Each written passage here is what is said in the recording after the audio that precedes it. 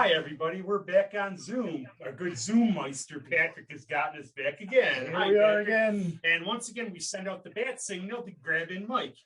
And It's sorry me. that I'm we don't have back. any times for you or anything. We just want you on the show. Not yet. Well, it's a pleasure. Not yet, not yet. And we have one of our favorite guests who's back again, and we are on Zoom because she's far, far away. Hi, Caitlin. Caitlin. Hey, how's it going, guys?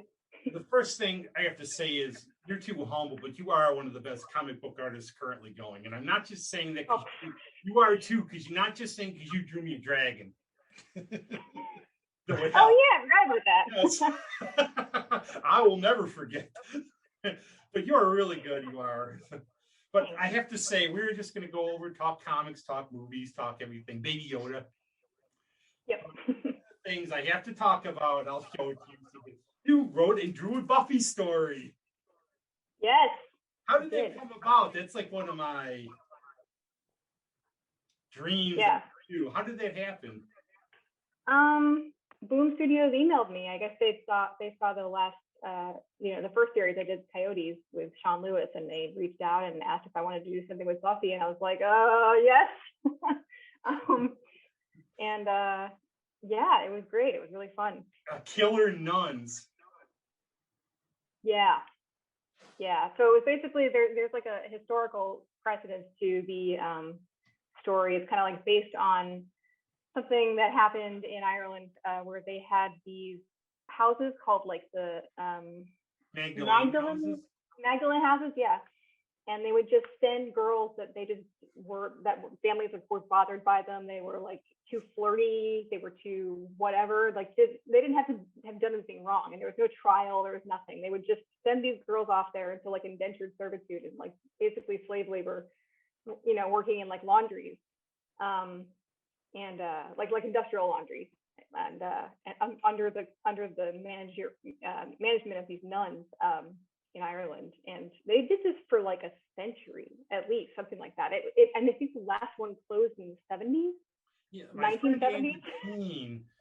One of his relatives knew about these. I guess like she knew somebody who was in one, and there's a movie about it. I guess she had a little role in it, and I guess they had they showed what happened. These girls went in there, they didn't do anything. A couple of them ended up in an institution. One killed herself. Yeah, it's really, really screwed up. And they would be totally abusive to the girls, and then there were like mass graves and everything that they found later. It was like really horrific. But anyway, it was like the basis of it. I thought, like Angelus has this history of like doing messed up stuff in churches, right? So like I thought maybe he's gone around into Europe and like turned all these nuns into vampires, and so they have these like these like covens of nuns that are like taking the girls in and eating them or whatever. So makes sense in my school. What about you, Mike? Well, I went to a Catholic high school, so let's hope that's not happening there. I don't know. Some of those, one of them threw me against the wall one time. Oh, wow. Yeah. But it caught that. How did it feel in terms of this time being an artist? You did everything, the whole shebang on this story, writing and drawing. Yeah, it was really fun, actually. I didn't expect it to be that much fun because I'd never done it before. But yeah, I mean, my stepmom's a really great editor and writer too, and so she looked over what I wrote, I just wanted to get some feedback, and it was good feedback, and so I kind of had that, and I don't know, I'm such a giant dork of Buffy that I could have written like 100 stories based on the series or in that world, so it was just like, I gave them a bunch of different story ideas, and they picked one, and then I went with it. Yeah. And also, I don't think I have your variant. I have this one. You can see it at all. Oh, cool. Mm-hmm. That just come out, or has that been out for a while? Yes, it's on Boom Studios. It came out last year. Oh, okay. You're old. Yeah. And it's like an anthology, isn't it? Yeah, so there's that issue has like 3 other or 4 other stories in it from different artists and writers. So mine is the very last one. Awesome. That's awesome. Yeah, I mean, is there any, like, if you ever did any movie or film, you probably want to do something like, I don't know, Batman probably. Well, yeah, I mean, of course, that'd be my go-to. But do you ever want to do Batman? I got 70 Batman stories in my head ready to go. Caitlin, let me know. Yeah, I'm not a. Like, You know, I draw Batman or anything. I mean, maybe. I don't. I'm not really well versed in the mainstream superhero stories. You know, like I kind of feel like I need to get more familiar with them. Didn't you say They're one time? they're like overwhelming. Didn't you say one time like one character you never want to draw would be the Hulk? I just all the like the just big balloon muscle thing doesn't really. I just don't care. I don't like it. It's like not my thing. And so it's, you know, I feel like there are many other people who are much better at that you know should do that. I think is there more also doing independence? Is there more like a sense of freedom than doing the mainstream books? Yeah, totally, for sure. Even stuff like, you know, like Sandman stories, you know, there's so much more creative freedom I think you probably have with that than you would with such an established, you know, I think and you can just canon. I think also you can do more like out there plots and everything, and then you have to do like by the book superheroes.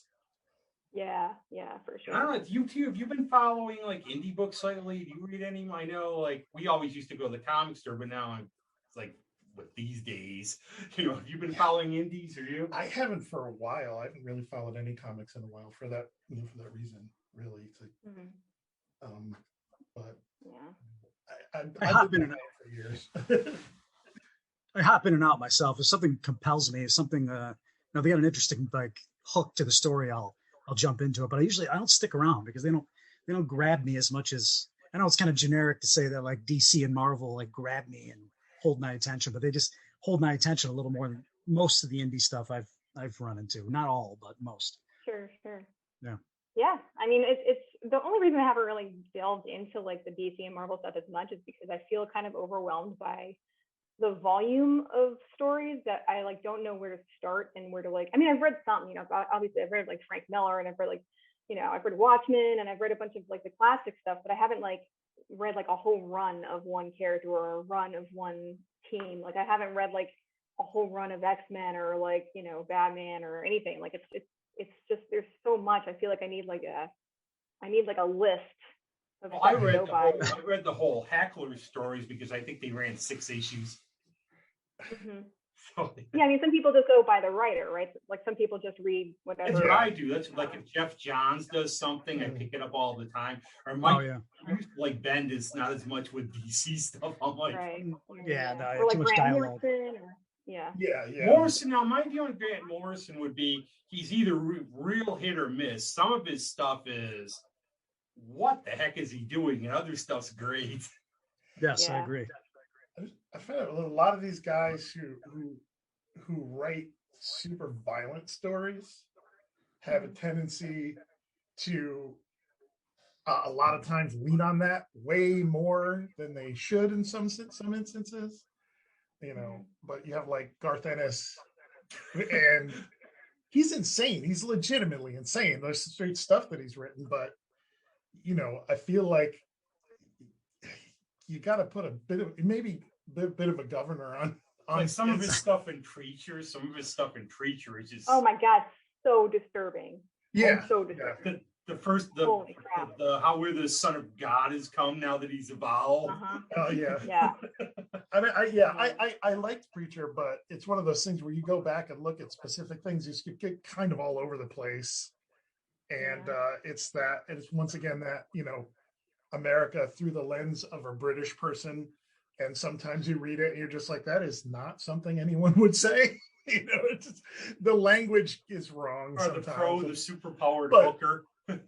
Yeah, the sex detective. I didn't notice that with Garth Ennis, but you know, I didn't look as closely. I feel like it would be really hard for us to do it the other way, like for us to do like colloquial, you know, vernacular over there. Oh like, God, you know, like natural in it's UK. even worse when we try. Cheerio, chim, pip. Yeah.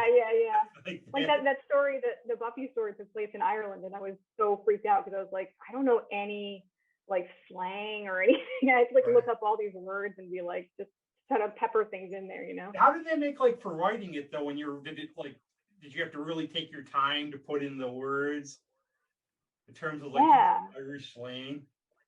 Well, I mean, I kind of like I feel like you could writes a story and then kind of go back into it and like edit where you feel like you could, add in some slang or whatever. But and also it had to be like slang from like, the 40s or whatever, because that's when it was. But yeah, so it couldn't be like stuff people say now, which is.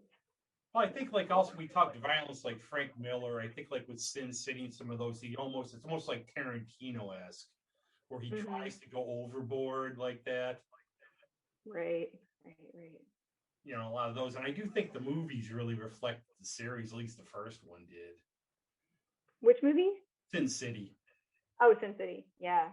I mean, well, didn't Frank Miller have a hand in directing that? Yeah, it actually looked like it. It did, yeah.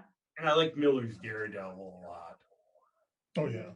And he did like his Batman. I think he made, like, Mike, would you agree that he made sort of like when he did Dark Knight, that's been Batman probably the last, probably 20 years afterwards. Oh yeah, that's a seminal story right there. The Ben Affleck version is pretty much exactly based off of that. But yeah. I don't know if we got into this last time or not, because we talked for like a minute on Daredevil, and I heard there's a director's cut there is out there that is supposed to be a lot better. It's not much better. But in terms of like doing a property like Buffy, which we both love, I think we both could jump at that. Is there anything else? I think you'd want to do the never-ending story, wouldn't you, if they could ever do that? I mean, I thought about the never-ending story a lot, but it would be like a gargantuan, like 10-year. I mean, it would be such a huge project. It would be never-ending. It's right there in the title. Yeah, right. Yeah, I know. I mean, like the book is like twice as long as the movie. Like the movie ends halfway through the book, so there's a lot in there. But I don't know. It might be too much for one person to take on. But maybe I would love to like one day do like a Firefly story or something. Oh yes, I would love that. Yeah. I think everybody loves Firefly. Yeah. I feel like Caitlin's style would translate well to like a Zatanna story or something for DC. Zatanna. Are you aware of that character? Mm-hmm. Yeah, I did yeah. Sorry, go ahead. No. I was just saying I did a commission of her like in the spring for somebody, and that was my first introduction to her. Yeah. But I can see doing that. Yeah, the whole magical aspects and the darker aspects. I think that would go well for your. You'd have to go fun if you wrote it with all the backwards words. Yeah, there you go. Which would be fun.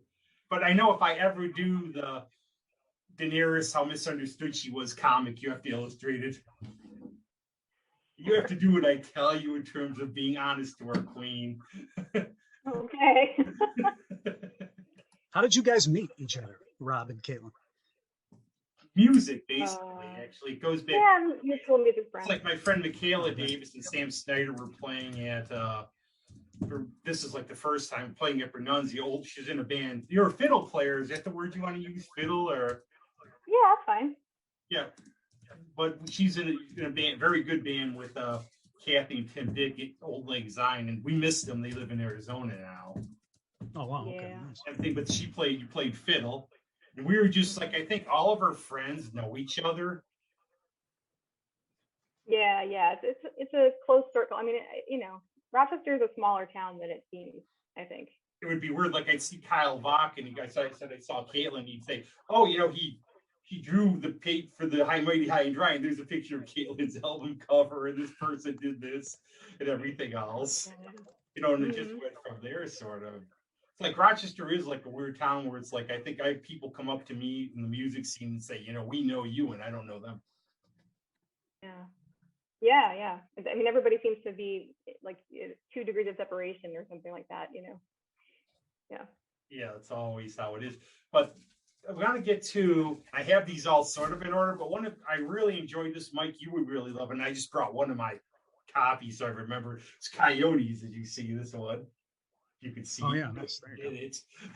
You say a little bit about it for people who would be updated since we've been off the air for a while because of COVID. Yeah, sure. So Coyotes is sort of a Little Red Riding Hood story that is ultra violent and takes place on like a border town, and has gods and monsters, and the wolves are like these were coyotes, and there's evil scientists. It's All a this whole good hodgepodge stuff. of things. Yeah. And that evil was, it's been a while since I read it, and my mind shredded because of all the stuff that's kind of like, didn't it have the granny character sort of? Yeah, they were like these like supernatural granny characters, the abuelas. Those are my favorites. Those are the ones I remember the most. They were really fun to draw. How'd you come, because I know we'll get on to your next series in a bit, but how did you and Sean, like, how long have you known Sean? How did you get to collaborate with them? We got together for Coyotes. He sent me an email.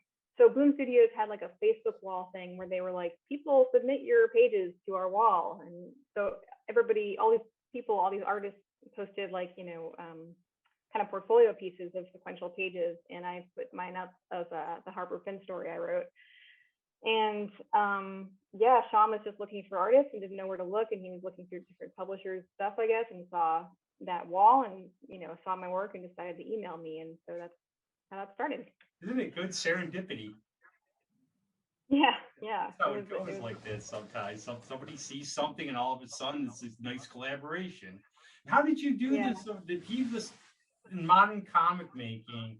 How did he do this? He emailed like the script and then you do the drawings back and forth? Mm-hmm.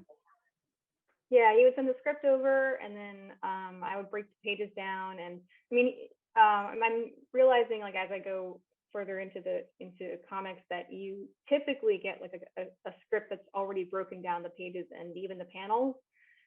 He didn't do that. He kind of just had like an open script. So I would break down the pages and the panels and everything, and then just design the characters, and we would go back and forth over the phone sometimes to talk about the plot, and sometimes we kind of like throw ideas at each other. So it was really collaborative. More deaths, more violence. Yes. More blood, please. There's lots of it here. It's fun. So how would you do? Go on, Mike. How would you do your script writing for something that you're drawing? Like, for instance, that Buffy story. I know you probably don't have to go too in depth on your own script if you're interpreting your own ideas. You know what I mean? Yeah, I mean, you don't have to like have stage directions really because you're already drawing the panels out as you're writing stuff. So I guess I kind of like wrote the script out and then kind of broke it up like the way I would do it with Sean. So yeah, I would instead of saying like, in this panel this thing happens, I would just, break down each page and then thumbnail it out from there. So was it very loose where, like, for example, he might send you a page with just a couple words and you do like the whole fill in? No, I mean it would be like a TV script or a movie script or something, that's kind of how the vibe it had. So I would just kind of take that and break up how I think it would be paced out well, So that's kind of how we work best. I think it's interesting too, because that's on Image, right? Yeah. Image. How I remember when Image first came out, it seemed like a novelty. It was all these creators, and this was like 1993-ish. And it's amazing how you think of independence, probably one of the biggest independents around, and it's a big company now. Yeah. I mean, it's an awesome thing that exists, that we can have these creator-owned things where we have all the rights to the property and can do whatever we want with it. They're pretty hands-off editorially, they check for spelling mistakes and things like that, but they don't. I would get kicked out of the story.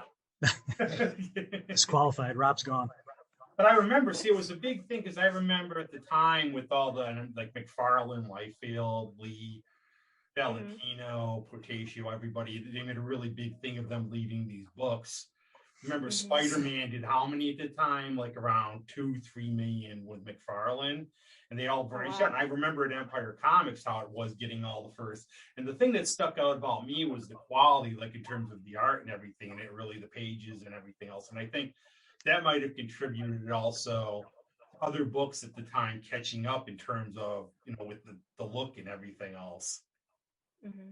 Yeah, well, I mean, the indie market's just really interesting. There's so many different styles. It's like there's no limit to what people can do, So it is. That's the beauty of it. And I do think in terms of creative people that if you just let them go in terms of just say do what you want to do, you're going to get the best work. Except like in Shakespeare, maybe in a way where you have to do the same lines. Well, yeah, I mean, yeah, that comes down to editing and interpretation, with that kind of stuff. Because people rarely do full unedited Shakespeare because it's insanely long. Oh, what, There's like a lot if we of would have seen arcane Hamlet, references it would that have don't make any sense. It would have been 4+ hours, I think. Just the Branagh Hamlet is 4 hours long. Yeah. That's an uncut. But Hamlet. so I think that works in every Wow. area. Mike's the manager of a major theater in Malta. And Oh, cool. and we're going, they're opening again, but you have to sort of improvise to do your job a lot of days. You don't know, when you had it, before COVID, you don't know what's going to go on. A machine's going to break. Somebody might not show up for work. You might have some weirdo customer. I sort of forgot how to do my job in the year and a half I haven't done it. So tomorrow is going to be an interesting day. I'll say that. But he says, like, Power my way through. Because I've seen like some of the theaters where, like, when the Avengers played, I'd go over, there'd be a line out the mall door by me to get in. Mm-hmm. Get the chaos and everything like that. Those days aren't going to be back for quite a while, I don't think, unfortunately. But I think they'll be I'll back. ask a movie question in terms of that is, like, in terms of major releases getting delayed, is there going to be like a drop now? Is everything going to get pushed back?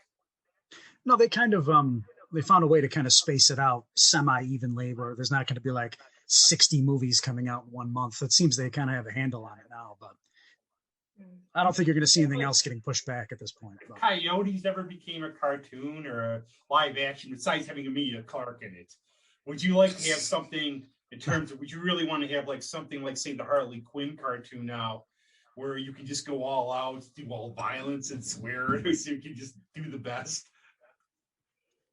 I don't know if violence and swearing is like the This is Harley Quinn. It works for that. Yeah, I feel like, as long as the story is good and the characters are developed well, it doesn't matter. Like those are the things that matter the most. Emilia Clarke's in it. Yeah. Rob's crushing on Emilia Clarke. I end up bringing it out. But there's also now, as we move along, and we're going to talk about other things too, because we have you, and it's hard to get everybody. But there's only one book we are both in. Is they're both our names? Yes, it is. It's, of course, amateur. Everything else fell on the ground. You have to say a little bit about this. I think this is great. Okay, so it was I think a Black Crown IDW publication. Yep. And it was Shelley Bond headed the whole project, and she got a whole bunch of creators together and kind of paired them up and had them draw and write something together, like a one-page how-tos. So it was any kind of how-to, like how to do anything. And I think mine was how to assemble a talisman and disassemble it. Yeah. I tried to end the world with that. I think I don't have to nowadays. Yeah, right. But there's like how to carve a pumpkin, how to make a taco, how to do all these different. There's a whole bunch of them in here. Yeah, so they're all like 9 panels, or I think they're all it is. It's all it is I'll put it up for Mike to see. It's just one panel. That's a really interesting idea. That's the artist. It's really cool. That's cool. It was a neat project. I worked with Michael Conrad, and that was awesome. It's Caitlin over there on this side that I'm holding wrong, and you're how to design the talisman. And I could barely read this. Michael Conrad wrote it. He's actually read he was on Doom Patrol. Some other interesting things here. Yeah. Did you pick up this concept? Because I think the concept's like really neat. Yeah, so it's like creating a talisman and then how to destroy it. So it was about his mom passing away and everything, and he had his talisman, I think was like a rosary or something. I can't remember now, but it was it can be anything as long as you put that energy into it. How some of these on here, how to do a Turkish getup, how to be unspectacular. How to make great curry. This is how to decorate a cake. How to fake a guitar solo. It's great. It's like this is but this is fun. This is like whoever came up with this, like said Shelley. I know I got a lot of emails from her about how the project was going, and here I am in the back. I won't show you the book there. Oh, were you in the? Did you back the Kickstarter? Yeah, and I got Jill. Okay. I know Jill Thompson a little. And I got the how to carve a pumpkin thing from her. But it was Cool. keep getting the Shelley's updates and everything, and then the book was ready, and I got it before the public, which was great. Oh, nice. Oh, VIP treatment. Yeah. But no, and it's great. It's like how to do anything. It's like, so it's like, again, I don't know what, if you can, how to do what, Mike or Patrick. Does it teach you how to cook in there? Because I need that. How to make curry. Can you live with that? I think Not it my is how to favorite. make pizza, but there's so many places to order pizza here. Why do you have to make it? Yeah. You guys have really good Ethiopian food. Oh, yeah. There's a fair amount of it too here. There's like Really? Yeah, I didn't even know that. a selection of Oh, Ethiopian restaurants super good. in town. Abyssinia. I loved Abyssinia. Abyssinia is awesome. Yeah, it's just like I don't even know what anything's called. I'm just like you just get like a whole bunch of mushes that are different colors, And and then they're all you get the amazing. big pancake, and then you get all the mushes, and you get it up with the pancake. You put the pancake. Yep. Injera, is that what it's called? Yeah. There used to be one right down by you. I don't know if they're both open, but for a while there were at least two that are like walking distance from where I live. Yeah. And they're right near each other. So, Cool. but there's at least another couple I can think of. Of course, now I have no idea what restaurants are even still open now. Yeah, that's the problem. Oh yeah. But yeah. It's a tough. I know business Shima at the best of Sushi is times. still. Yeah. That's how things are now. I know new things, but I know like things are opening up in the mall still. There's different restaurants and everything there. Mm-hmm.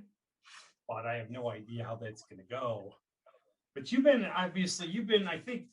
I think you're challenging yourself too, because like your current project, you have to tell us a lot about this, which is really good. I have like a couple issues. Bliss, the comic I call Blank all the time for some reason, even though I've been reading it. And how did this come about? It's again with Sean, and it's on Image. Mm-hmm. But it's not really, it's like an equal to Coyotes. It's not a sequel or anything related to it. No, totally different story. Yeah. We just wanted to do another project together, and we were batting ideas around for a really long time, for months actually, until we kind of landed on this. Sean ran with it, and so it's I think it's a stronger story than Coyotes. I really like it. I think it's just like a thumbnail summary of the plot.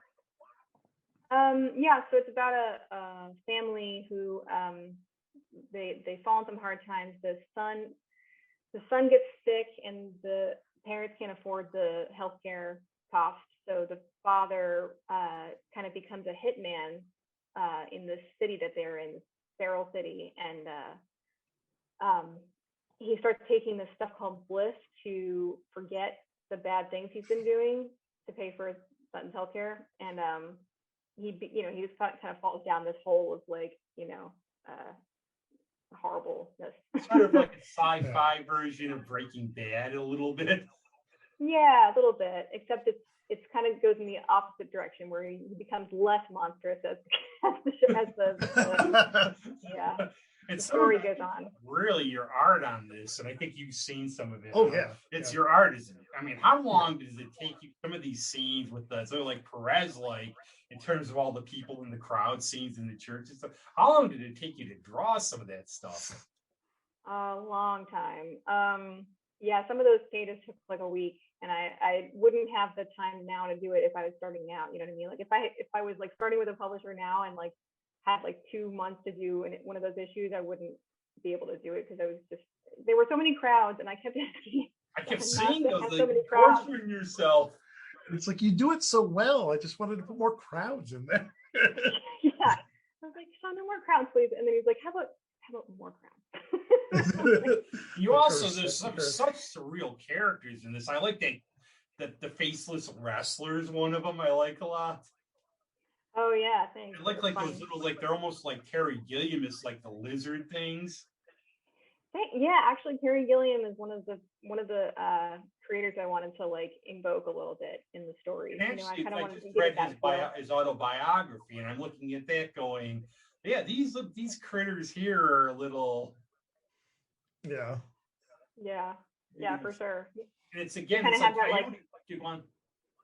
Oh, I was just saying, like you kind of have some of that like old European aristocracy kind of feel. You know, like the judges have the wigs on, and like you know, kind of little Art Nouveau kind of sets and stuff like that. You know, that was kind of the idea. I think that's one of the problems with regular comics too, is that schedule. You would see, for example, I know ones we've read, every now and then you get the issue with the fill-ins because artists can only work unless you're Jack Kirby, who I don't know how the heck he produced what he produced, because it was just, yeah, he was either like Isaac Asimov with the pencil, or he just had some help or something, because that was crazy. But I think also that monthly schedule, if you have more time to make, you could see in some monthly books also that it had to be rushed because. Yeah. I mean, there's, you know, when people are on a deadline, there's not much choice. So yeah. How many pages can you do a day, like a crowd scene, maybe like half of it or something? Yeah, I mean, if it's a crowd scene, it's really going to take us like a handful of days, like, you know, probably like 3 at least. But I'm trying right now to at least work at 1 page a day, possibly 2 if I can, if I have to push it, which I do right now have to push it because the current project I'm on is kind of like, you know, has fallen behind a little bit because of Bliss, because I was taking on both at the same time, which is insane. So. Well, you do work. You are a workaholic. Yeah, and it's also. Yeah. I know that. Like, do you have any favorite artists from comics? You know, I do. I suppose. I like Greg Capullo. I like Jim Lee. I like Tony Daniels. Not bad. I like. I can keep going. I mean, David Marquez is good. Currently, that's a current guy. But there's one nobody talks about. I like a lot. And he uses a lot of color and paint. Is Daniel Barrington. No, I don't think I've never heard of him. Yeah, he does. You can see it. It's like a lot of like really bright colors and everything. What's he on? He's done like graphic novels, like things, and I can't remember the name. He's done some Spider-Man. I know that. How far ahead are you on Bliss, Caitlin? Are you a couple issues ahead, or? Oh, I finished it. It's the last issue coming out next month, I think. Oh, it's wrapping up. I didn't know. Oh, that's awesome. I think cool. because Coyotes went 8 issues, right? Yeah, so did Bliss. And so did Bliss. I was going to say that. And this time the difference is, and this is like, I know, Mike, you collect the graphic novels. I think Coyotes came out in 2 volumes. I think Bliss is going to come out the set just when it's all done in 1, isn't it? In 1. Oh, that's cool. Yeah.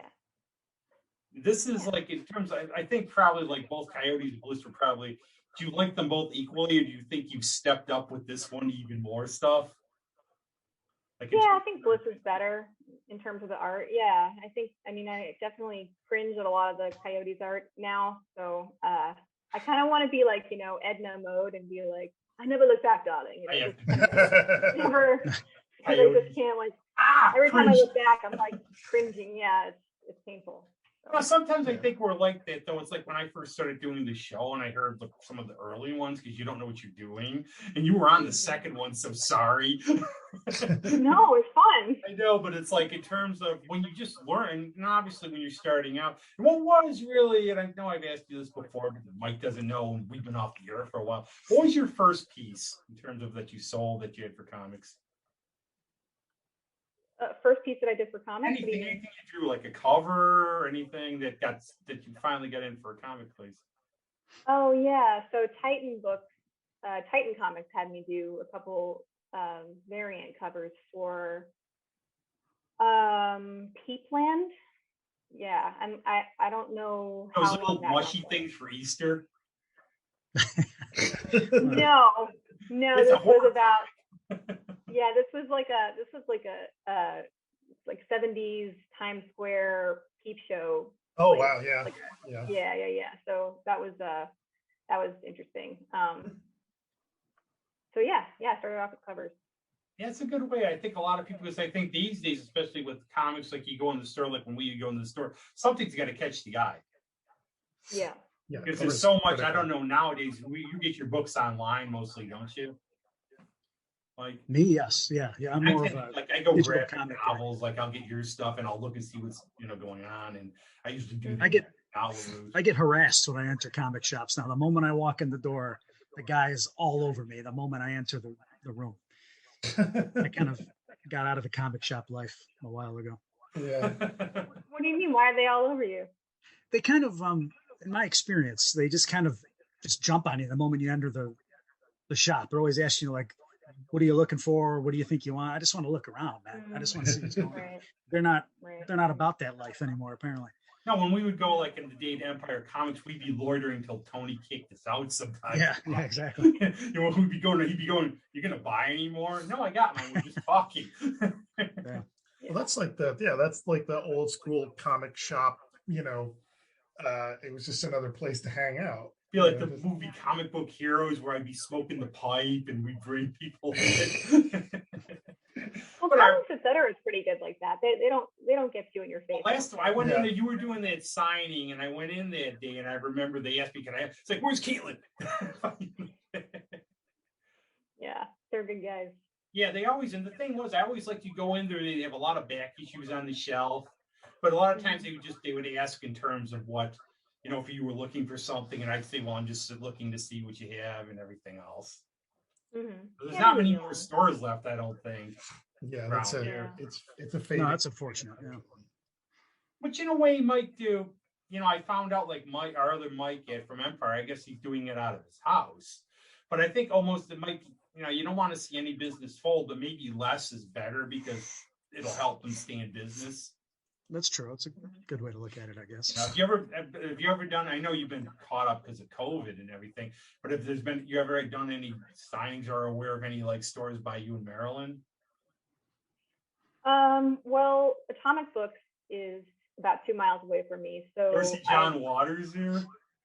I have not seen John Waters there. picks up his mail. He always says, I know have this because he said if he collects paperbacks of films, so when he came here to Hookstein, I saw him, he said, mail them to Atomic Comics. Yep. I have relatives who live in Maryland. They see him go in the bank all the time. Oh, interesting. But I guess I actually found like a Bill and Ted's Excellent Adventure paperback, and I mailed it to him. Nice. Yeah, so no, I haven't done any signings this year or at cons. I was like signed up for a bunch of cons in the last year, and then of course everything went to hell. So I'm hoping to do a signing maybe next month for Atomic Books. I'm gonna ask them about it. Like I don't even know if they do them right now, but just because it might be I think it's to be able to do tough that for a while. And I'm one of those people now. It's like, let's be safe instead of sorry. Well, but if it's outside, if it's like in the, if it's outdoors or whatever, maybe, like maybe outside the store or something like, because Black Hammer comes out sometime in June. So I was thinking, that might be. I know we won't get too much into this, Mike, but is there a limited space at the theater in terms of when it opens? Everyone's socially distanced. They're going to have like empty seats in between each, seat that you pick. I don't mind that at all. Yeah. I thought when this stuff started, it's like all my antisocial stuff is paying off finally. But germophobia is paying off. This is great, man. It took a lot longer for me to feel weird about stuff than everybody else. I had one of my really good friends, she's a librarian. I asked her, "How are you doing during this?" And she said, "I've never been happier in my life." And you understand, obviously, we've all lived through this. So we've never lived. I remember, like, when I was a kid, you would hear about the swine flu or there'd be whatever floating around. But we never lived through anything like this. I mean, it's been a crazy year in the last 5 years or so anyway, but he had this to it. And, I thought for, reading about it, I saw Michaela play in Albany like a week before, and I did a podcast before it closed down. That's just when it was hitting. And I thought, okay, it'll probably be done by Easter. We've never done this before. Yeah.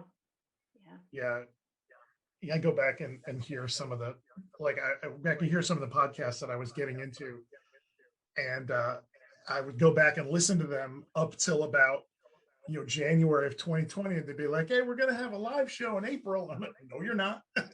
Nope.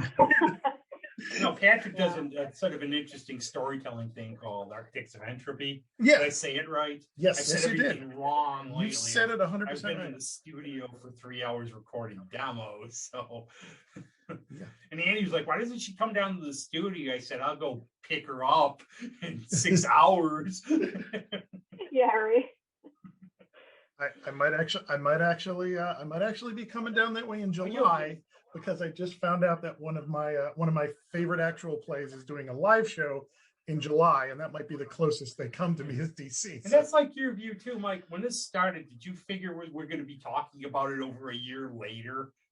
No, I figured I was going to be out of work for a few months. Now I'm over a year now. It's kind of ridiculous in that aspect. It's like a whole year of my life is, I don't want to say lost, but kind of is in a way, sort of. I mean, I had the whole thing, as everybody knows, dealing with my dad with dementia. He passed away in January last year, and I was wrecked for months. And in a weird way, it gave, because people, I love my friends, but sometimes people would be a little, I didn't want to go out or do anything, and it gave me time to step back a little bit. And then I had all my problems with Shadow last year, getting old and everything else, so it gave me a little time to step back and like put things in perspective. But I'd stay in touch with everybody.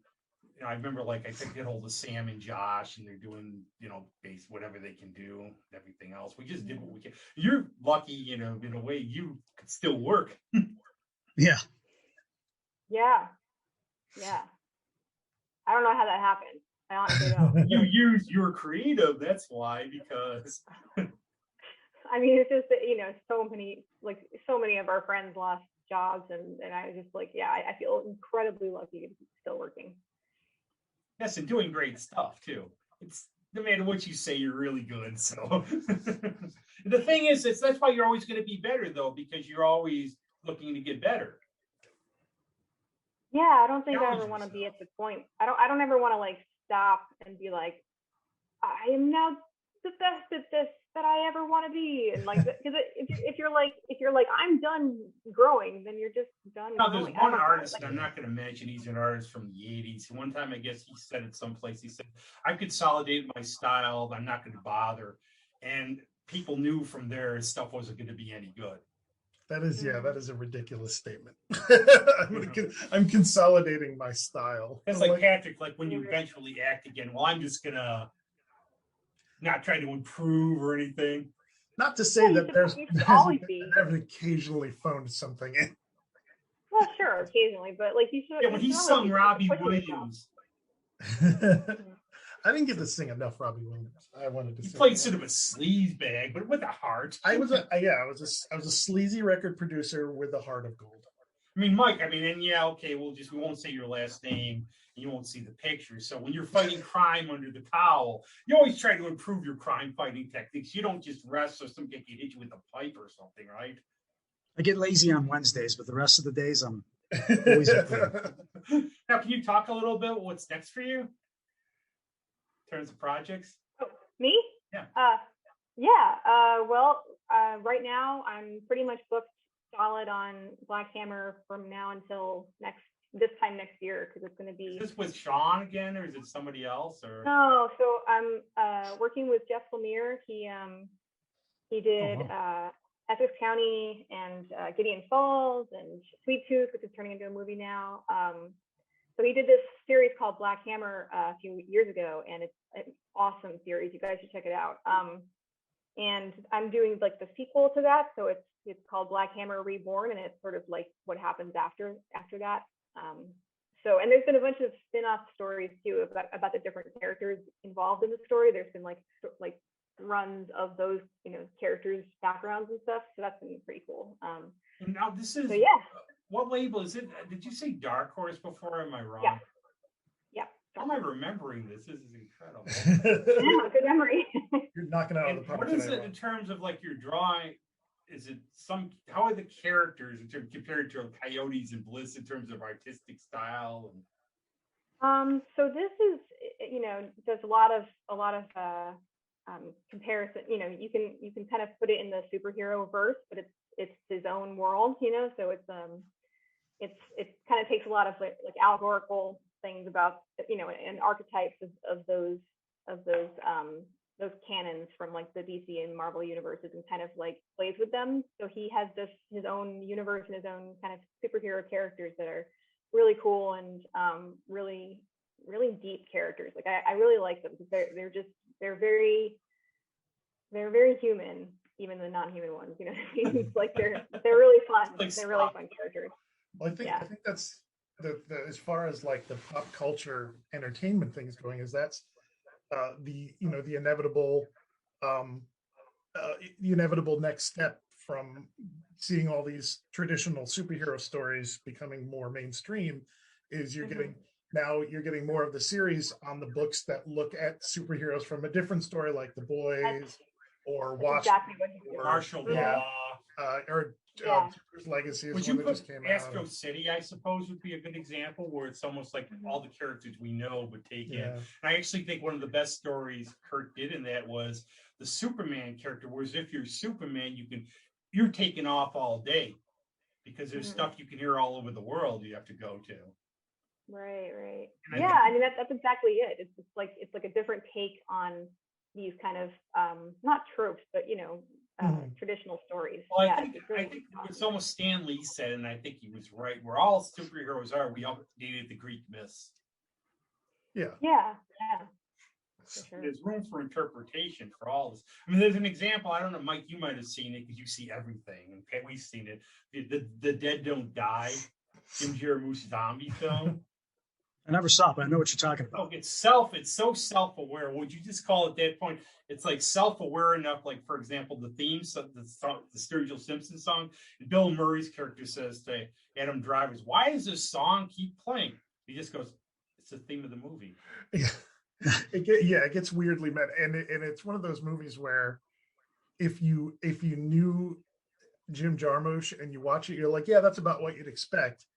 But whether people are walking into expecting some kind of zombie movie, or people really didn't like it because it was not supposed to be, you know, it's self-referential, and you have like the dorky guy who owns, like, sells comics and owns a gas station. He knows how to take on the zombies. You have the asshole who's Steve Buscemi.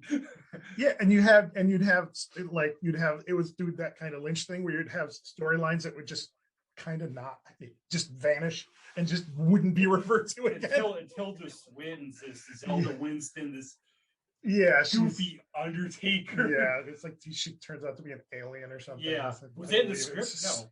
And there's actually one point, and you should watch this, but there's one point where the Adam Driver's character's name's Donnie. Bill Murray turns to him, "Donnie, why do you keep saying things aren't going to work out?" I read the script. Yeah, and then, you read the script? Jim didn't give me the whole script. It's like, after all I've done for this man, you know, he was like, asshole. He had me over to dinner. He's had you over to dinner. I've done so many things for him, and it just turns into Adam Driver and Bill Murray. That's a good pair. It's just very it's. So this is going to keep you busy, like, for the next year or so, huh? Yeah, it's 8 issues. How long is it? Is it another limited series? It's 12 issues. I'm doing the first 4 and the last 4, and then Malky Ward is drawing the middle 4. So nice. Do you have any plans to reunite with Sean in the future, or is that not tabled as of right now? Yeah. Okay. We've worked together for it's like 5 years now, so 6 years, I guess. So I think we're probably kind of branching out a bit. He's working on Superman, and you know, he's been doing a lot of stuff. So nice. Yeah, I still think, like, a character, like, I don't think there are any boring characters if you can how to deal with them. You mentioned Superman. People take a spin on it. I think Jeff Johns is a master of that, of reinventing characters like that. Amelia Clark is going to put out a comic book soon. Oh man, I saw something on that. Yeah, Amelia Clark's putting. Oh, I did see that. Yeah. If you ever could work with her, this is the Amelia Clark podcast now. Actually got an email from Image about Amelia Clark doing a project, and that was like 2 years ago or something. And I guess maybe I was in the pool for it, but then I never heard back. Oh, Rob! Oh my God! It's okay. It's a good thing he's finding out now. It's a really good thing he's Just the finding end out of came now. out, and I was like, oh, that was the project. He Yeah. would have had to live through it not happening, and he would have been apoplectic. So this is good timing for. But also, letting if him you know. ever read one of the books, I know MJ's a big fan of this one, and maybe you might have seen the show. I think you've seen the show Umbrella Academy. Yes, I love Umbrella Academy. Gerald Wade did it. Didn't he? Yeah. Because they did. We do a DVC. DVC did that.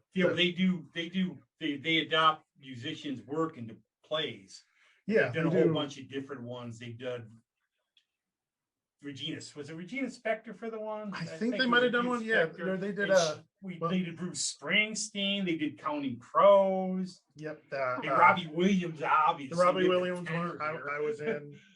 There was they did it a couple of times. They did a kind of a Dracula musical. MJ playing, of course. My Chemical Romance. And they did it a few times. I'm acting like you know all these people because I figure you know some of them.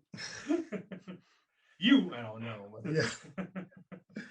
Some of the regulars. But yeah, Jared, but I think a lot of celebrities, because I think a lot of people grow up like us wanting to write these, and then they have a little more pull than I do. Mm-hmm. Just a little bit, Rob. Just a very small amount. Yeah. And everything. But like Harlan Ellison wrote one of my favorite Batman stories, and it's like amazing if you could do anything. Like Neil Gaiman one time said he would write Green Lantern only if they let him do whatever he wanted, because he said you have the most powerful weapon in the universe. I'm going to go wild. And you can actually find a story from it. I guess they released one story. Mm-hmm. But Harlan Ellison did a Batman story. What it did was Batman's on patrol and there's no crime that night. That could be interesting. He harasses some guy for littering. Yeah, it's every as far as when you talk about runs, it's like these you're dealing with these characters that are going on 100 years old, and they've been rewritten and the story's been retold and rebooted so many times. They're like soap operas. Yeah. It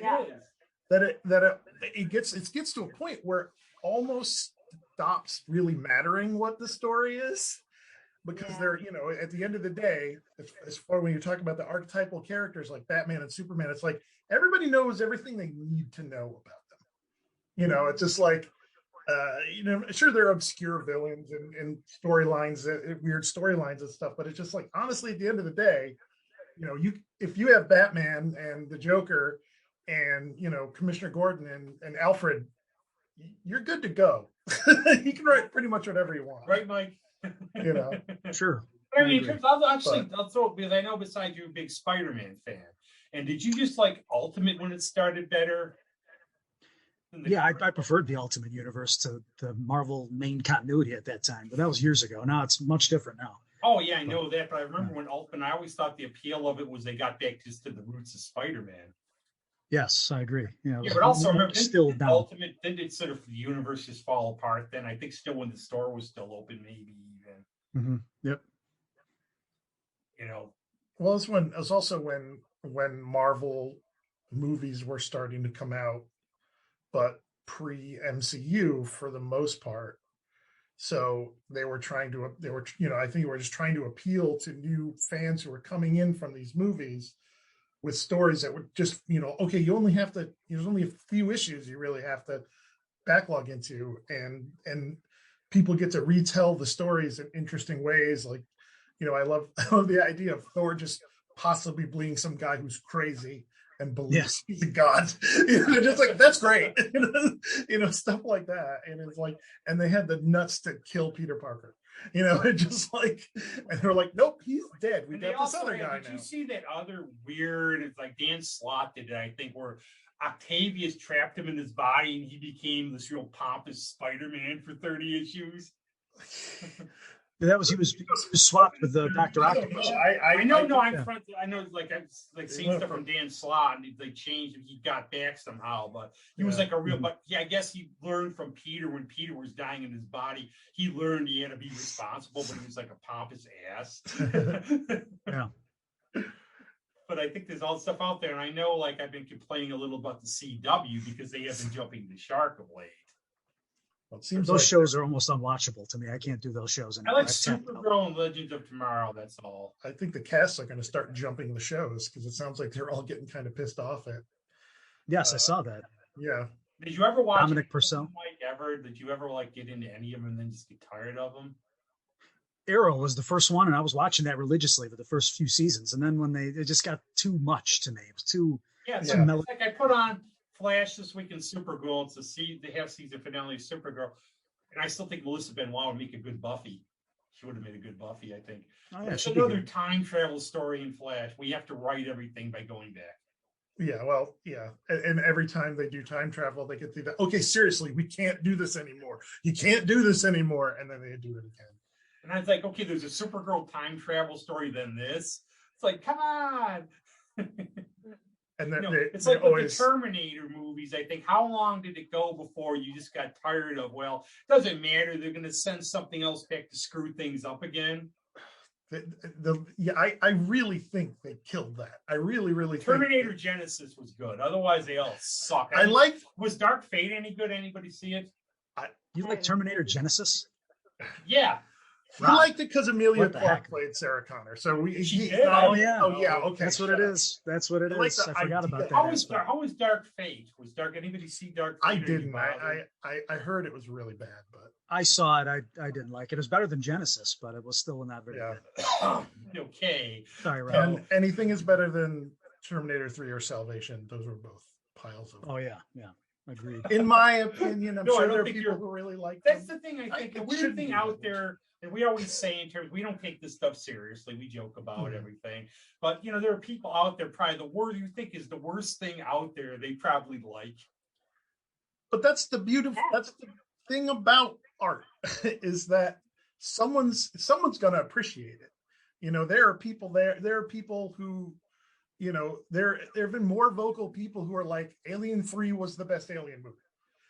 And, yeah, no, but I've known a couple of people who have said that, and I honestly thought just because Fincher directed it and Fincher wanted to take his name off of it, and that was the first movie he directed. And these two, I know they like The Last Jedi a lot. We know that's controversial. That was my favorite of the sequel trilogy. Best You know what's one. going to happen? people, In my opinion, They're going to do a cartoon series of coyotes or something. They're going to get some weird actor to play the part completely wrong. You'll be looking and going, "That's not how it's done." no, they can do what they want with it. I'm sure. I mean, they have the option for it, so it's I think they're still trying to find somebody to write it, but I think it would be a cool show. I feel like It really would. That's what I'm thinking of. They'll get Ted Nugent to play like some guy who wants to keep him out of the border or something. I don't think they would probably do that. But the one thing I know, we talked about this before. We talked about like what we're watching, and like for me, I'm still dabble in, like I said, Supergirl, Legends of Tomorrow. I think Mike, you watched Superman and Lois. I just couldn't get into it. I started it. I tapped out of it too. He's Another Smallville. melodramatic thing. But the one thing I have to catch up, because you said it, we keep saying it, Baby Yoda's so fucking cute. It's The Mandalorian. The Mandalorian's good. Yeah. I enjoyed it. I had a lot of fun watching it with, it's one of those shows that you feel like the internet is all watching it together, so like, Yes. The day would come and everybody would watch it, and they'd be trying to not to talk about it because everybody gets mad at spoilers. So people are just kind of squealing about it, but not saying anything specific. Oh, the finale! You should have seen so many people online going, "Well, I'm not going to say anything." One person said, You will not be my friend if you even mention it." With those shows, they come out on Friday, and it's the same thing though. It's like with Wanda Vision and with Falcon and Winter Soldier, and now with Bad Batch. Is that on Friday? I have to watch it the minute I wake up, or I can't go on the internet. That's what I did. But like, especially with the Mandalorian, people would spoil that every week, and I'd be like, I can't look at anything until I watch it. And you might as well just get up and do it, get it out of the way. you watch it at 3 o'clock in the morning. Mike, I know you like the Clone Wars a lot. And I forgot, Mike, did you say you watched it? Did you seen it? I can't get into that show. It gets too Star Warsy. I know that sounds ridiculous, but it's too depth for me. I think they're the best Star Wars. Those 2 series prior to the Mandalorian were the best Star Wars properties since the original trilogy. Oh. But that's, once again, this is my opinion. Rebels especially, though, I really, really like Rebels. Rebels really, really hit me. I thought, every character in that show had a great story.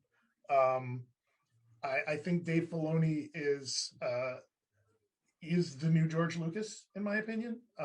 He was basically picked out and kind of mentored under him, and he if there's an interview with him where he breaks down the prequel trilogy and makes it good. And just the way his lens on it, I know. And oh, about that. And he's these series now that they're doing are they and I can see where they're feeding into aspects of the sequel trilogy, regardless of what people think of it. But there's no accident of the things they're doing that are trying to will eventually fill some really gaping holes in that series, because, like it or not, if you make it canon, you can't go back and act like this stuff didn't happen. If people didn't like it, that's one of the big mistakes they made with Rise of Skywalker, is they were trying to undo stuff from those. That's the worst thing you can do. You have to own it and then move on. And that's what I think these series are doing, is they're going to fill in the questions you have about, well, what was going on while all this was going on, But it's possible to make stuff, like when you said, that he almost made the prequels better. I was thinking about the making of, there was some documentary I was watching recently about the original series, the original 3 movies, and how I think it was George Lucas's wife was editing his work, right? And so some of his ideas were awful, like it would have been like Flash Gordon, that's what he wanted in to there. do. He couldn't get the rights for Flash Gordon. That's why he ended up doing this. Oh, really? That's 100% that's true. Exactly how it happened. After American Graffiti, he wanted to do a Explains Flash a lot. Gordon movie. Yeah. And he couldn't get the rights. Marsha Lucas saved that movie. Totally. The changes that she made are the things that make it a great, And that is 100% true. They've saved the movie in editing. They cut out, the whole thing, like where the Death Star is coming, the Death Star is approaching Yavin 4. That did not film that. That was not, they were just in completely different places, and the stakes were very, very low on the end of the Rebel base wasn't going to be attacked. They put that together in editing to give the scene more, to give it more immediacy and put more stakes and danger into it. So it's like, you got to blow this thing up, because if you don't blow this thing up, it's going to blow up the planet we're all on and stop the rebellion. That wasn't even supposed to happen. I can't imagine that whole end of the movie without that. Yeah. Sounds like we need a documentary about this woman now. There's a lot of stuff out there. And I think, let's do it. Let's do it, guys. We can do it. It's going to be interesting over probably the next 5-10 years to see the fate of like the comic movies, like the Marvel universe, the DC universe. How are we going to, as I know, like Mike and I have talked about when we were last time, I really don't care about the Eternals. Oh, not at all. Zero interest in that. And I don't know. It could tank, but at the same time, I keep going back to Guardians of the Galaxy. It's like nobody knew about nobody cared about Guardians of the Galaxy. I know, but not a lot of people. When you're comparing this to mainstream, nobody knew anything. Yeah. And how you put it together. Now, if this is another Inhumans, then we're in trouble. I don't. One of these movies has to tank at some point, though. Like one of them's got to just I always totally. say that. I said it about like Star Wars movies, and Solo didn't tank, or the other one because that No, did not tank. They didn't. Yeah, that's well. At the end of the day, none of these movies really tank because Birds of Prey didn't tank. they because of the sheer amount of theaters they go in. The overseas market kills everything. And then even with streaming and DVDs and stuff, and the whole thing and the marketing around it, they really can't fail in some regards. But then again, that's why we haven't seen Black Widow yet. And they also cost a heck of a lot of money to make. Yeah, Isn't it amazing? Yes. You think about how it was a big thing when T2 came out. It was $100 million. That would be a cheapie today. Yeah, that's very much so.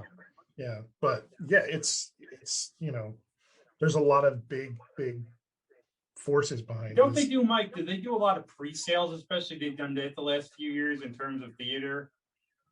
I've seen the pre-sales we have for things coming up, and it's very limited right now. Are you talking pre-COVID? Well, yeah, even then, yes. Pre-COVID, things like Avengers, like the Avengers movies, those would pop. But like everything else at my location, we don't really get like an accentuated amount of pre-sales. I feel like you're seeing a lot of those in the big cities like New York City, LA, type, places like that, Chicago. Yeah, I mean, I actually like to talk to your point. Like if they do a Bliss film, cartoon coyotes thing, like us, we read it, we know, but other people who probably out there in the mainstream who haven't read it, they're going to probably make it a little bit so they can understand like some parts we would just get. It will always like me complaining about some character because I'm anal like that. Yeah, it happens. Well, like when you read something first and then something's adapted, it's like there's so many movies that are disappointing adaptations of books I love. Like I didn't even see, like I stopped watching stuff. Like I was just like, I'm done because it just makes me angry to watch these things. Like I didn't see Ender's Game, I didn't see The Giver, I didn't see A Wrinkle in Time. I didn't there's a bunch of movies I didn't see because I was just like, I'm just going to be mad the whole time. I think you would not go see a Kingslayer movie, right? If they ever had it. No, I probably would because I am weak. I'm surprised there's got to be, I don't know if there are movies in there or a series or something with that the Rothfuss stuff. There has to be. But you said like with Game of Thrones, the books. Well, the books, and here's the thing about Game of Thrones is though, first of all, George R.R. Martin was a TV writer for a very long time. I mean, he's been writing fiction for longer, but he knew, you can tell what he was doing when he wrote that. And this is, he said all along, they were going to sell them as movies. And he says, this is something you need to do as a long form, like limited series, like on HBO. So I think by the time like he saw Rome, I think they were just like, this is what we can do. And he was writing it that way, where it would translate pretty easily, with the exception of the fact that there were so many characters and the history is so deep. But for the first few seasons anyways, he did a really, really good job of condensing it. And I thought when they were starting to get past his stuff, I liked the story they were telling kind of better than the story Martin was telling in the last two books. Mm-hmm. But then, it all went where it went, and wasn't the most satisfying ending. Well, it's like some of these movies now, like The Lord of the Rings, and I have friends one of my friends, he had to see it. He's pointing out, well, they didn't have this, they didn't have this. Good. And it's already 4 hours long already. On Bombadil, yeah. They did, but I have a couple of friends who were so obsessed with those books. Any little thing. I'm saying, didn't the leaf fall in the right location for you? But I honestly think one they should do, because I actually really like Don Quixote. I think the best way they could ever do it would be that some kind of mini series on cable, because otherwise you're going to have to break it up to do a legit movie about it. Something like that. But do we want exact interpretations of the source material? Because if you do that, then it just strips away all the suspense out of it for you, because if you know exactly every beat that's going to happen, you know what I mean? Well, that's like the thing with the comic book movies is just like, well, they did this story, but they didn't do it 100%. Yeah, they don't want a bunch of people who know exactly how it's going to go. That's exactly. fun. You gotta, it just. But they take elements. It's like with Wanda Vision, they had like 3 or 4 different Vision and Scarlet Witch, runs different versions of those characters, and they pulled stuff out of all of them and mixed them up in a new way and made it, You saw WandaVision. I think new you talked fun about this. casserole out of it. WandaVision, didn't you? Talking to me, Rob? Or? WandaVision, didn't you? Or did you not? I forgot we talked about this before. I saw it. Yeah, I saw WandaVision. Yeah, my thing about WandaVision too is being a comic fan. I knew sort of what was going on a little bit because of Scarlet's powers. Yeah, you could put 2 and 2 together at one point. Yeah, but there was if you're like me and you watch all the dopey YouTube recaps, which I get kind of obsessed with because there's some of them that they land on these theories and they just run with them for episode after episode after episode, and you're like, that is never going to happen. And when it doesn't happen, it becomes like a thing. We're just like all like everybody's all the Mephisto. It's like, okay, I guess there was no Mephisto. Did you see all the Star Wars stuff that came out? Oh, somebody stole the script and they'd be all completely wrong. I didn't hear about that. Well, there's apparently the Colin Trevorrow script is out there for the last. Oh yeah, okay, yeah, I read that. Yeah, but there's so much nonsense floating around in camps of people who are very passionate about things to the extent that it becomes toxic. And I know we're probably all sick of hearing about toxic fandom, but it's a thing. It just and it has the power that you put into it. I have to go through now, and when I'm on Facebook, which I know is the worst thing in the world, and it is. I don't lie. I don't pretend it's not. But like everything I get with a DC stamp on it is just all from the Save the Snyderverse, yelling, nasty, noisy crowd.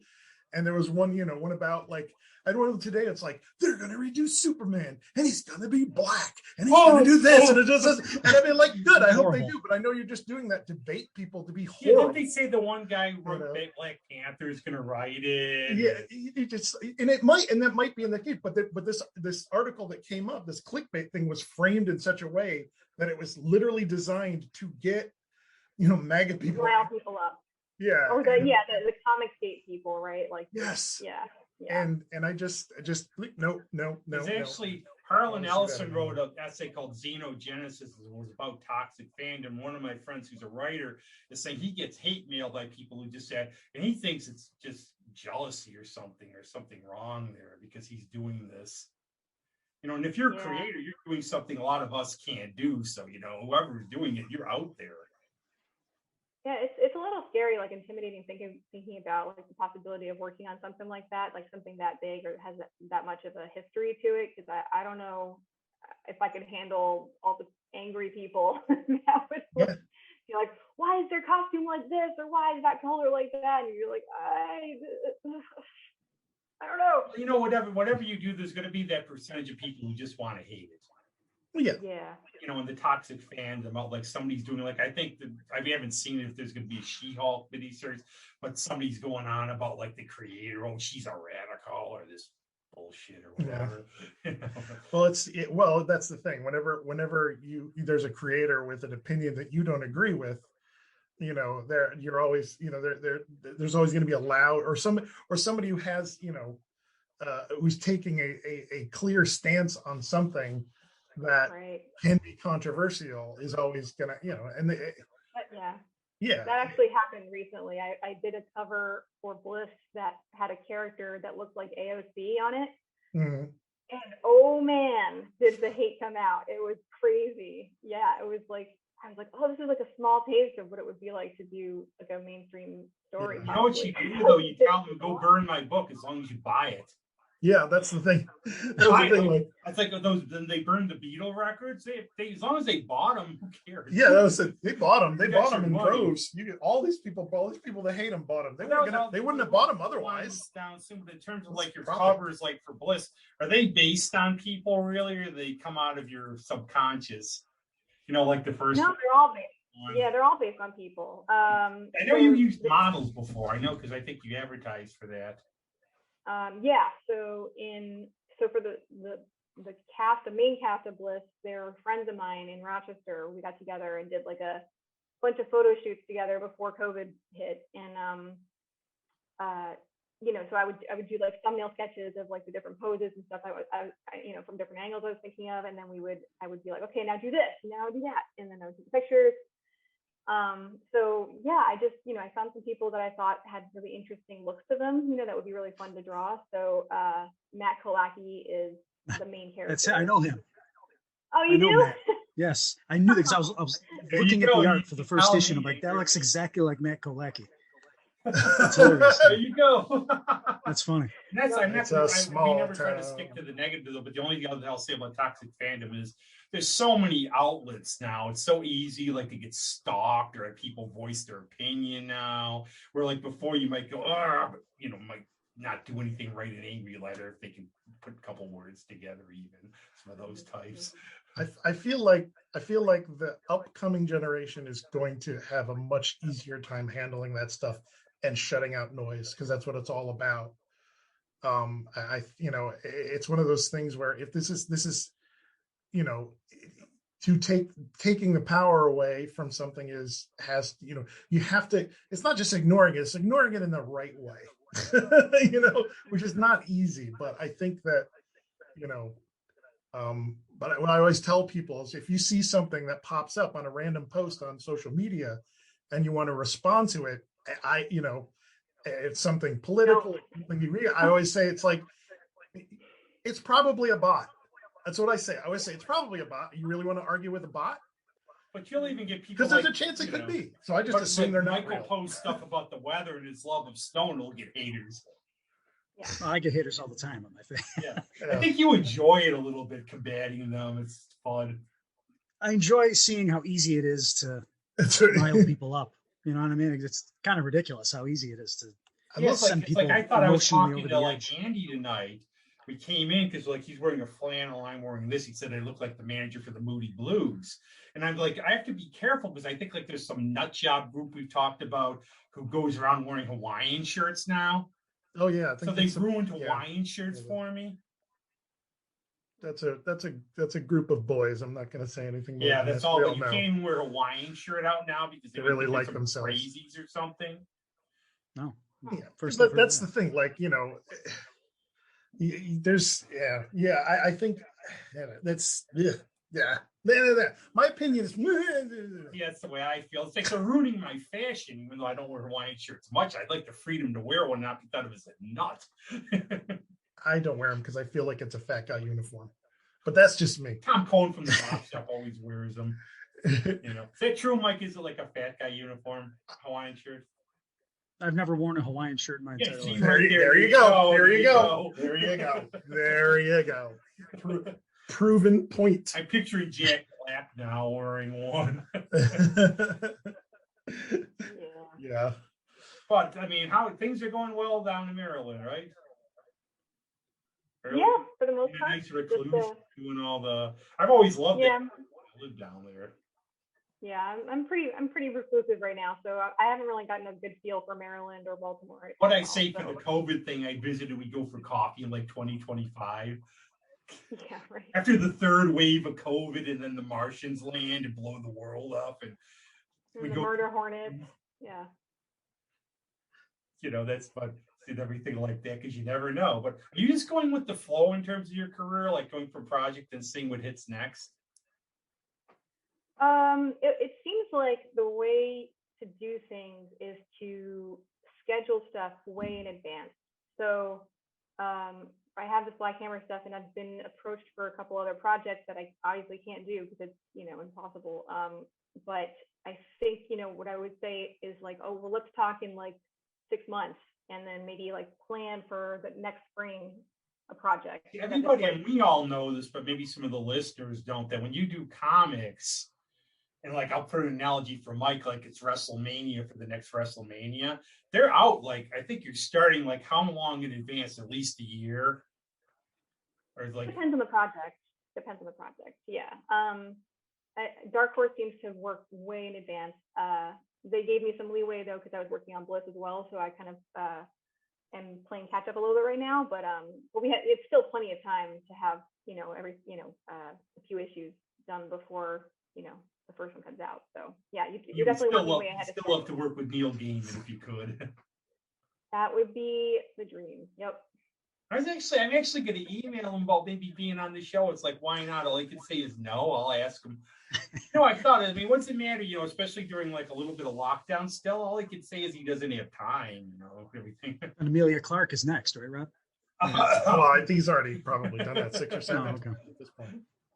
We'll not know until it happens. Yes. Can't hurt until you get a cease and desist or That's what But I found, a lot of friends of mine we ask, and especially because we can do Zoom now, like we'll have you back, we'll have one Mike has time back, obviously, tell us what's going on. Because I think it's going to be a while till you're up here. Yeah. Absolutely. Well, maybe this summer sometime. Maybe like in July. Oh, well, we can have early coffee planning for 2025.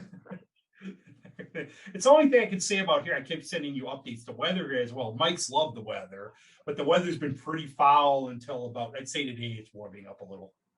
That's been fine for me. It's spring. It's doing spring things. It's a little chilly. It rains. You don't like it like 15 minutes later, it'll be that picture I sent from down by the lake. It started like storming, I think 10 minutes afterwards. Oh, wow. Spring. I don't know why people still get surprised when it rains a lot in the spring. It's supposed to.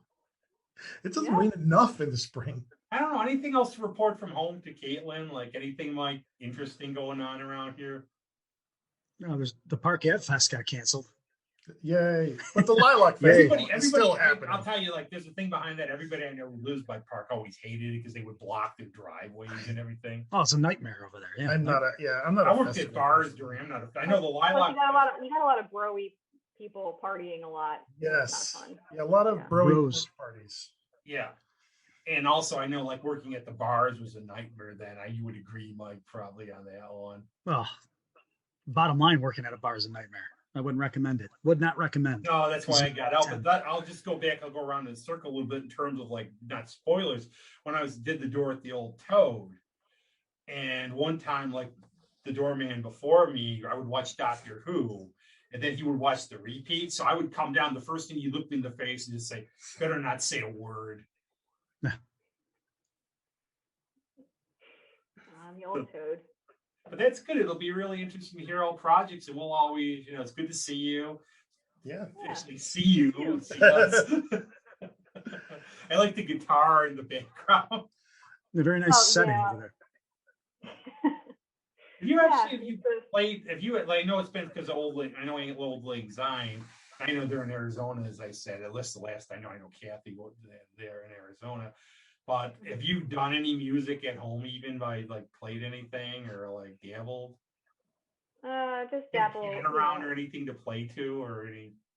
Practice a little bit to violin stuff, but I haven't really touched the guitar. I've been trying to learn guitar, like get better at guitar. Right now, I can just I can do chords and strumming, but I can't really do like singing and finger picking at the same time. That kind of like blows my mind. I don't know how people do that. Adriana's band wants me to be the guitar tech. The drummer said, go on YouTube and find out how to tune guitars. I'm going to go. I just said, this is going to be really good. Yeah. But it's cool. It's great to have you two. I know you're both busy. I know, Mike, you're going to get really busy. I know you're always busy. I'm not as busy as Caitlin is, trust me. But yeah, sure. Well, soon you will be, right? Yeah, busy enough, I guess. Busier than I was. Right. And we'll have we'll see what your adventures are over the summer and what's coming up, and think of any other thing. Maybe actually we'll have the episode where Caitlin can teach Mike how to cook online. There you go, cooking classes. I'm all in on that. Let's go. I do not know how to teach cooking. I'm not that good at it. That's why you did the talisman and not how to cook in the book there. Exactly. Yep. And we usually, because we sometimes like on Zoom, we don't end. We try to get Mike to sing the Batman or the Spider-Man scene, we end with songs and stuff. So go listen to some old Lang Syne album, think of Caitlin, she's on it, or everything else.